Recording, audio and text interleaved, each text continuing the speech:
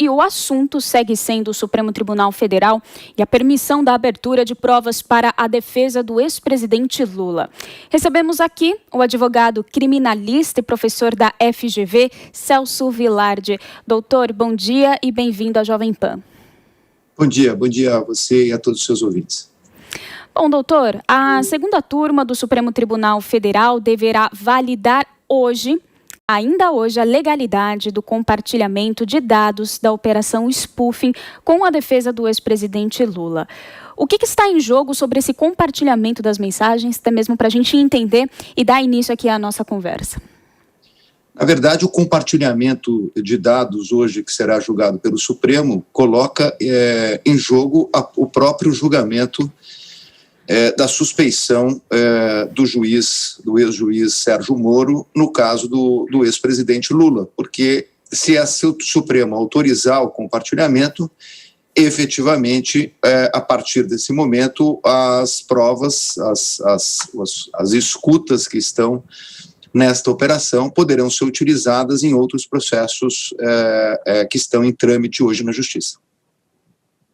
E se for confirmada a legalidade do compartilhamento dessas conversas, o que pode acontecer, então, com Sérgio Moro e as sentenças que foram conduzidas pelo ex-juiz de Curitiba? O Brasil tem uma disposição constitucional, né, que o Supremo já julgou há muitos anos, que proíbe a utilização das provas ilícitas num processo penal contra determinada pessoa. Isso significa que, se uma prova for ilícita, ela não pode ser utilizada pelo Estado para condenar qualquer pessoa. A discussão que se coloca agora é um problema bastante grave no direito penal, é uma discussão que gera uma discussão bastante intensa, é a utilização de uma prova ilícita a favor do réu, ou seja, se for para reconhecer uma suspeição ou a inocência de um réu, é possível ou não é possível utilizar uma prova obtida ilicitamente. É isso que o Supremo está discutindo hoje e eu acho que deve autorizar a utilização dessa prova.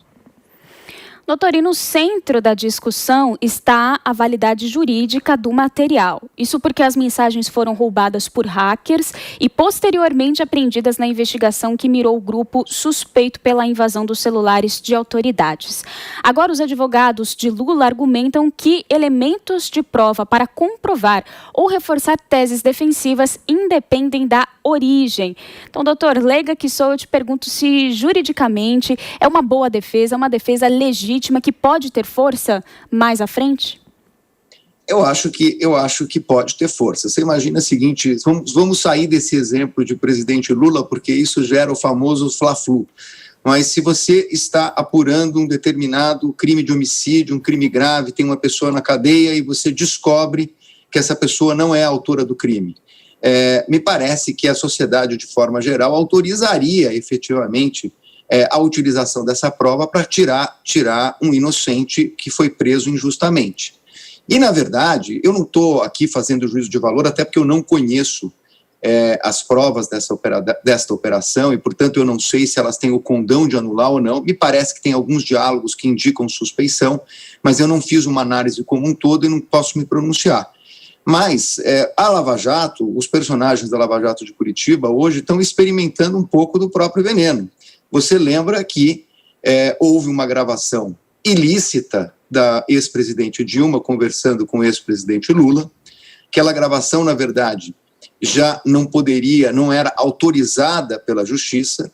Mesmo assim, ela foi vazada e, mesmo assim, ela foi utilizada e, naquela época, inclusive, impediu que o ex-presidente tomasse posse como ministro da Casa Civil.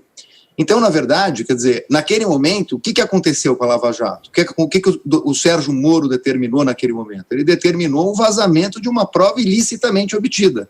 E ela produziu um efeito. E hoje é exatamente essa mesma discussão. Então, efetivamente, não me parece que existam argumentos válidos para impedir a utilização dessa prova, que foi ilicitamente obtida, é verdade, mas foi divulgada, tem fatos relevantes, e se o Estado, por meio de juízes e procuradores, fizeram coisas erradas, efetivamente, quem foi prejudicado tem direito a ser julgado novamente. Doutor, e no documento enviado ao tribunal, os advogados de Lula argumentam que, em última instância, a ministra Rosa Weber é quem deveria ter recebido os requerimentos do petista. Eu te pergunto por quê e o que a defesa alega também sobre Fachin. Qual que é o imbróglio que acontece sobre os ministros que estão julgando esse caso?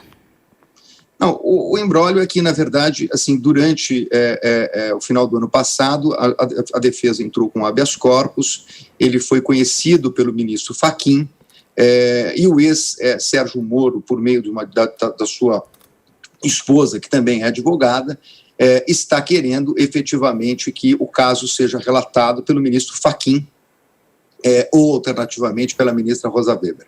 Mas eu tenho a impressão que, efetivamente, hoje essa questão será absolutamente discutida e pacificada, uma vez que hoje, na segunda turma, quando se julgar essa questão do compartilhamento, eu acho que podem se resolver essas questões, e tanto o ministro Fachin como o ministro Lewandowski, que participam da mesma turma, acho que hoje essa situação se resolve. E é importante que se resolva, porque não é importante quem é o relator, quem deve relatar, é importante que o Supremo se pronuncie a respeito disso, até para parar com essa insegurança sobre a possibilidade de utilização ou de não utilização. Então o Supremo tem que se pronunciar e tem que julgar efetivamente rápido.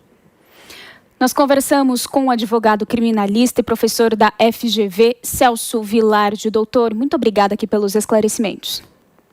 Obrigado a você.